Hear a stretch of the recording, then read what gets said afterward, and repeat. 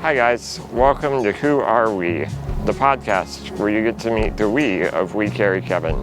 I'm your host, Kevan Chandler, and I want to introduce you to some of my friends. Like Eric Wood, whom I've known for 8 or 9 years. Eric gets me up every Monday morning before going into work. He's the director of a nonprofit in Fort Wayne, Indiana called NeighborLink. Long story short, they basically found a way to make it easier for you to love your neighbor. How cool is that? So, the other day, we did get to mow a lawn together, and... With you in the backpack. With me in the backpack. Though we're shooting for a remote control. Right. A remote control mower, not a remote control backpack. Yeah. To be clear. I mean, either one's fine, but... Right. But I asked you a question then, and I wonder if I could ask you that same question again, now that there's not a lawnmower. That I'm trying to hear you over? Right, yeah. Mm-hmm. So we were mowing this lawn, and you, to give some context, you work for an organization called NeighborLink, and you guys serve the community in some really awesome ways that we can get more into as we talk. But I asked you, when was the first time, if you could remember, that you served someone and you realized something in you kind of clicked, where you were like, this is what it's all about? Yeah, I mean, I think my family's set up that way in one sense. So I don't think it's like, it's kind of what you said the other day. It's just, this is what we do. But I think in another sense, when we went down to Georgia my 8th grade year, we were going to build a ramp for a man, and he passed away like 2 weeks before we got there. And so I was tripping like a 14-year-old kid would. Like, what are we doing? She's gonna be grieving. This isn't gonna be fun. And the longer we got there, no ramp was gonna be built. Okay. And yet there's an 83-year-old woman waiting at the door for us. And when we get there, there's trees everywhere in the roof, floorboards in the house. It's just busted. And she greeted us with joy, made us peanut butter and jelly sandwiches, and told us about how Jesus had been faithful. And it was really the first time, maybe the second time, I'd done a trip that testified to the joy in the midst of sorrow, in the midst of hardship, contentment, in the midst of not just loss but poverty. And I was overwhelmed by her joy in such a way that I said, I'll give you everything I got, Lord. You can do what you want with me. And so that really at 14 began a journey of knowing that I was called to follow him, not just as a Christian, but ministry. And the older I've got, I realize that ministry really isn't ministry. It's just proximity to Jesus. So, can you explain that a bit more? I don't think you're having to do ministry when you're hanging out with him. Ministry just flows. Yeah. Like fruit flows from an apple tree. I think that ministry, if we want to call it ministry, his life flows out of our life when we're abiding, when we're close to him. And so the weariness of travel often is, we become more weary the farther we're from him. And so the closer I am to him, it seems like the more great opportunity there is to produce the life that he had and has inside of me by being close to him and others. Yeah. So it's harder to think with a man on your back. It is, and trekking downhill. And breathing harder. Wait till we go back up the hill. Cardio. Freaking cardio. We need to get Don't you lift a bike. heavy weights. Go on a run. Well, so this podcast that we're doing, is kind of centered around the idea of friendship and what your idea of friendship is, your understanding of it.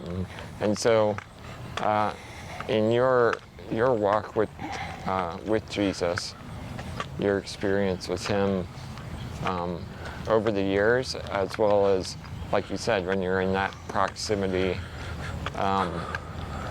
ministry happens naturally because there's life to be lived and there's dynamics there of loving and serving one another. And so you've traveled a lot of the world. You have a family, you're married with kids, and one of your kids is adopted as well. And you've played music, you've pastored churches, you've led Bible studies, and now you're working for NeighborLink, and we're actually in one of you guys' like main neighborhoods, right? Yep. Like literally your backyard of your building, your headquarters. And so with all of those experiences, how have these things, your walk with the Lord and these interactions with the world, how have they kind of shaped and informed your understanding what friendship looks like and what it's all about, or what it's supposed to be all about? That's a big question. That's a long, big one. That's like after a UFC fight and the guy speaks in another language for an interpreter, but he speaks for like 30 minutes and the interpreter has to respond with some semblance of what was just said. And that's Sure. that's what I feel like just happened. But nonetheless, how y'all doing? You doing good? Don't worry. You don't gotta run. You're all good. What's up, guys? Is that a baby shark outfit? No. Okay. Have a good day.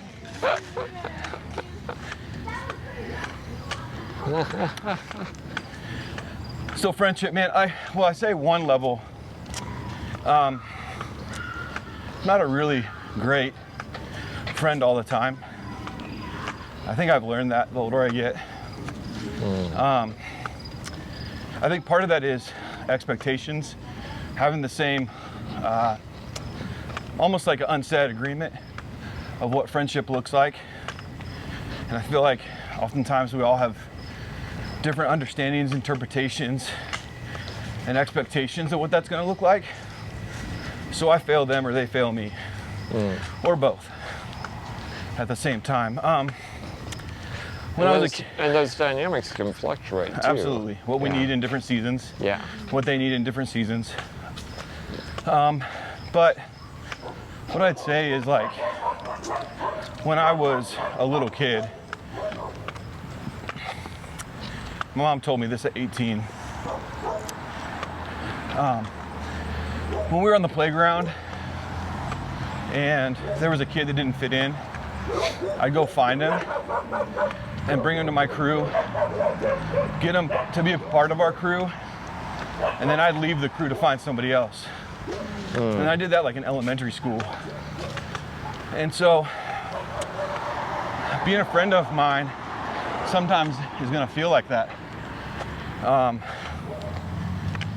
Like I came in, I built a friendship, introduced that person to my friends, and then went to go find people that don't have friends.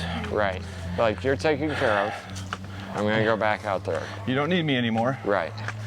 And so that's one aspect that is unspoken and needs to be clearly communicated so that there's not a drop of the friendship.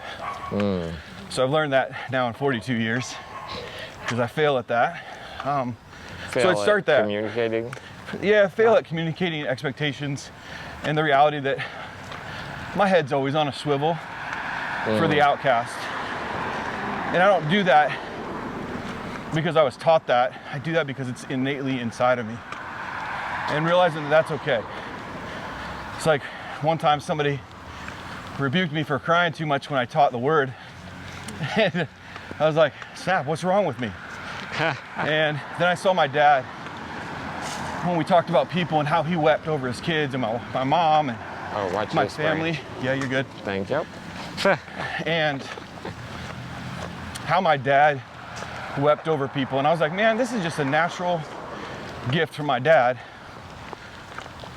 It's how I'm made. I'm gonna be emotional about people. So some of that's just innate. But friendship, it's the kind that matters. One man says that it's both valves on. It's the idea of one anothering. And many people have one valve or the other on or off. So they like to give, but they don't like to receive. They like to receive, but they don't like to give. And when both are on, you have one anothering or real friendship. So that's rare, because I think sometimes in good friendship, it doesn't look like both valves are on, but one of the people actually just needs you to give, or they just need to receive, and that's okay. But as far as what real long haul beautiful relationship looks like, it looks like having both valves on, giving, receiving to one another, and doing that for the long haul. Well, that's more sustainable, right? 100%. Because you're getting filled up to then pour back out. And if you're doing that for one another, building each other up. Yeah, and I think some people love to give, but they don't love to receive. So they give everything to you. Yeah. But then you reciprocate and it doesn't work. Or some people really love to receive, like, man, they love affection or someone who listens or carries their sorrows or their burdens, but doesn't see you in your pain. And so that's where, man, I like, as I huff a little bit, this is real talk, people. This is real talk. This is not some fake podcast where I'm like, I got a green screen behind me. That dog is real. That dog is real. It's not a robot. Sweat is coming down just the right side of my face. If you have Katie, you need to clean your glasses. No, I'm good. I'm good. A little bit of sprinkle. I got to keep looking down. My feet are the most important part today. Well, so I guess a question that I would have then, as far as the reciprocal caring for one another and friendship, in the richest of friendships, how do you see that in either in your relationship with Jesus or how you see it in Scripture? Let's take a right, guys. Well, how does he exemplify that? Man, the way Jesus hung out with his fellows, Yeah. and with those that hung out with him, he exhibited his healthy soul by how often he went away with his Father. He was patient with their questions, misunderstandings, struggles, fears. He met them in hardship, but showed them how to walk through hardship. He lived out the perfect relationship that we were supposed to have with the Father and gave that to us. I think the restoration of Peter is super important. Maybe The reaffirming of his love. Maybe we go out in the yard here and go around. Oh no, bro, we're gonna go low. Oh, we're going low. We're going low. Oh boy. Like, how right. low can we go? It's not super low, but it's low. How low? Are we good? Yeah, we're good. Are we good? We're good. Like, how good are we right now? We're great. That actually is way more comfortable. There we go. Fantastic. That was like way more comfortable, actually. Oh, so great. So, Yeah. so yeah, man, I think when he says in John 13, like, as my Father's loved me, I've loved you. As I receive the love of Christ, I'm able to love my brother. If I'm not, then my capacity is low. So the more I spend time with the lover of my soul, the more I can love my brother's soul. And I have an overwhelming, unending tank to tap into. But on my own, I have like a short sprint. Yeah. So he is really our filler. 100%. Yeah. He says he wants I want you to abide in me. You're going to bear much fruit there. He says, then I want you to abide in my love. And defined that, showed that by how we love one another. And then he says, like, I'm doing all this and saying all this so that your joy would be full. And just that he actually wants us to be full. And he showed us, not to be cliche, but a more excellent way that we don't experience often. I would say that you and I experience naturally because of our relationship. So we get to play the dance of being reciprocal in close proximity. Yeah. Would you say that so when we talk about reciprocal, when we talk about Jesus, do you think when he was in the garden praying and he just wanted the disciples to stay awake, do you think that's part of it? It's the friendship? Staying awake. To be with him, like as he prayed and waiting up for him. Yeah. Was he inviting? You like that music? I loved it. Okay. Would you want to dance? Is that what you wanted to do right then? Yeah. I don't know if I could dance, but we could say we danced. But can you just add that to the film that we danced? Yeah, that'd be great. That'd be good. We'll just put a caption card. And there was they dancing. danced. Let's do a boomerang. Fade out. We're Right. back. But do you think he was inviting them into, to some extent, what he was experiencing? Just as he had gone deep with them, was he inviting them into that? I think, so before all of that, really cool statement you just said. So before all of that, he went alone to be with his father by himself. Now they had gotten a taste of that because they were like, teach us how to pray, how to be with the Father like that. Right. But there in the garden, in his worst moment, heaviest moment, hardest moment, sweating blood moment, said, would you be up with me? Stay up with me. Let me show you what it looks like to be with the Father right now. In this place, at this time, before I see you again, or you don't see me, and then see me again. So I think like 3 years of very close, very intimate, and then invitation to see what it looked like in the midst of sorrow, question, concern, heaviness, loneliness, the weight of the world. Hey, be near to me right now. I want to show you something that you haven't seen yet.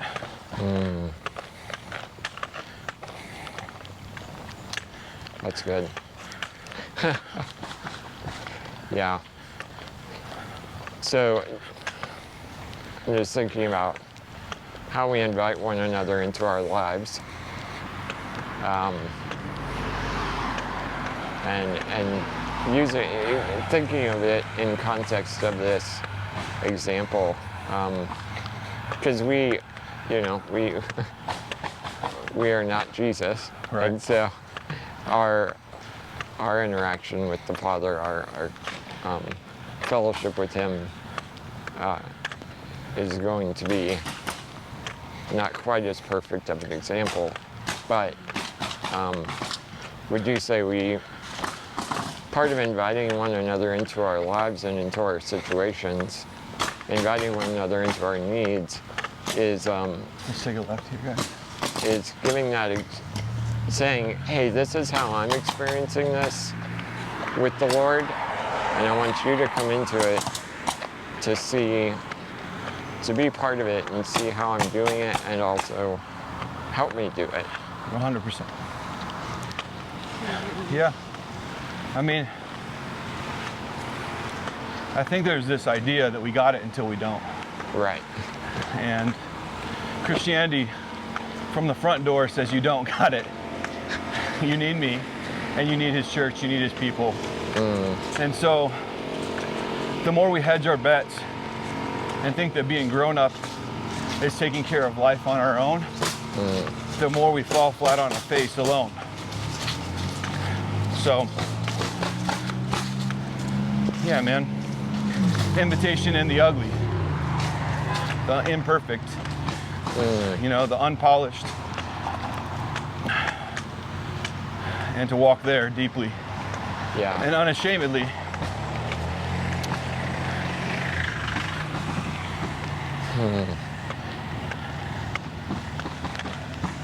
That's good. I don't know if I'm making sense. I'm just thinking about walking and breathing. Yeah, yeah. That's really what I'm working on right now. Yeah, you're making total sense.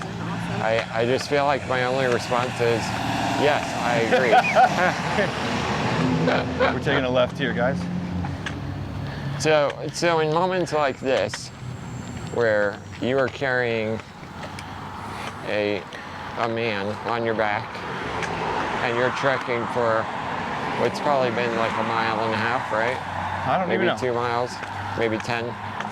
It's 10 miles. 10 miles. Just tell the world 10 miles. Yeah, perfect. Up a mountain in Indiana. Yeah, those exist. We both ways. We're Uh-huh. at the city dump. That's the only place you can do that. Right. So in this case, how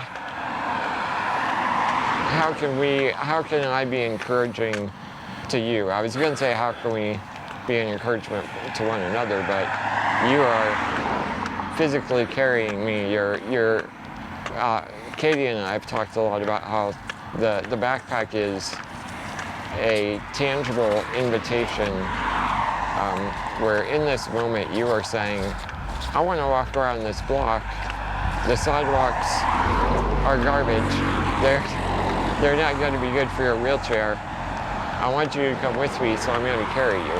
Right. Like, that's the way we have to do this together. So it's clear how I am encouraged by you in this scenario. But how can I be an encouragement to you as you are huffing and puffing back to the NeighborLink office? I think we've talked about it, you know, that your ability to listen, to trust me. We know the reality is if I fall, even if I just accidentally fall, it costs you so much. And would ultimately cost me so much. And so I think one element is trust. I think another element is listening and kind of saying back what you hear. So to say back what I hear. Almost every time, except for those moments. But being a sounding board and a listener and someone who spurs you on, and I mean, real friendship, man. Like, you're listening and correcting and counseling, encouraging, exhorting, edifying, all of it. So while you're on my back and I'm carrying you, you're helping carry me, thoughts and concerns and wrestlings I have. And so we do that back and forth. Yeah, and by doing this in a way, you are also opening yourself up to me. I couldn't really run away from you at this point. Yeah, right. So, But yeah, we are experiencing vulnerability together. 100%. And yeah, so to, in closing, I do want to give a chance to talk a bit more directly about NeighborLink as we come back up on the office, and just wondered if you want to kind of give us the elevator pitch of what you guys do, because I love what you do, and I think it really lines up, as you and I have talked about, it lines up with what We Carry Kevan, the heart of what we're doing is. Yeah, I mean, I think we can keep on going, guys. We'll just come to the end here. You know, I think the most basic level is just neighbor to neighbor acts of God's love. But what that is the vulnerable, in the midst of embarrassment, invite us into their homes, in the midst of their need. And they say, come over. Would you mow my lawn, take out my trash, bring my groceries in, fix my roof, paint my walls? Would you extend an offer to, the invitation is, would you neighbor? The response is, I would love to. And so we get invited into homes from all over the city and in several other cities to simply be present, not motivational, not transactional, but hopefully by God's grace, transformational. And a spigot turns into a conversation. Conversation turns into a prayer. A prayer turns into listening. And listening turns into a friendship. Yeah. And so I think that's one level. You know, whether it's sitting on a 34-year-old's bed while she's passing away from cancer and listening to her and loving her and her family, or it's seeing a great grandmother take care of 3 great grandkids. And, you know, I mean, today, man, like just presently, I told you guys earlier, I've got a friend who told me in 68 years of life, she's never sat in a white man's car. She's never been a friend of a white man. And that started today at 68. And so another woman told me earlier today that the way to bridge the gap of neighbors and of the city is to listen, to learn, to lament, which leads us to loving. And so we get 3,000 requests a year. We do about half of that. And we're just inviting anybody and everybody to jump in the gap and start there. And we can pick up hammers, we can mow lawns, we can carry our brother's burdens and see where it goes. I think that there's retirees, there's churches, there's businesses, there's individuals who are doing that. And I don't know of, I think that's the simple stuff. There's so much more we could talk about, but the simple stuff is what we miss. And, you know, I think if God says, like, I want you to love me with everything you got, love one another with what I give you, and then love your neighbor as yourself, I think the simple things is what we miss. And NeighborLink gives me the opportunity to relearn the art of neighboring, reimagine neighboring, and then just do it, whether people come or they don't come. And my hope is that it draws lines between neighbors that have never spent time together, and that would transform a city to have a little bit more of a reflection of the kingdom to come and the will that he has to do here. So we have a great team, we have great people, we love our city, and the pitch is simply neighboring because Jesus neighbored us first. Yeah. So. Well, and I just want to encourage you that, you know, just like your mom pointed out to you when you were a kid, of finding the fringe and drawing people in, and really just drawing anyone in. You're like, oh, you want to serve? Here, come do this. You need help? Here, come here. We can help with that. And bringing people into a circle, bringing people into a community is a gift that the Lord's given you. And I'm just really celebrating with you right now in this season that I think you've done a lot of things in your life that have afforded you those opportunities, but now it's actually getting to be front and center of what you do. And yeah, I'm excited for you, man. So thanks for letting me be a part of it too. You too, man. It's always a privilege. Yeah. It's always an honor. This is the fun stuff. This is the easy stuff, you know? Yeah, man.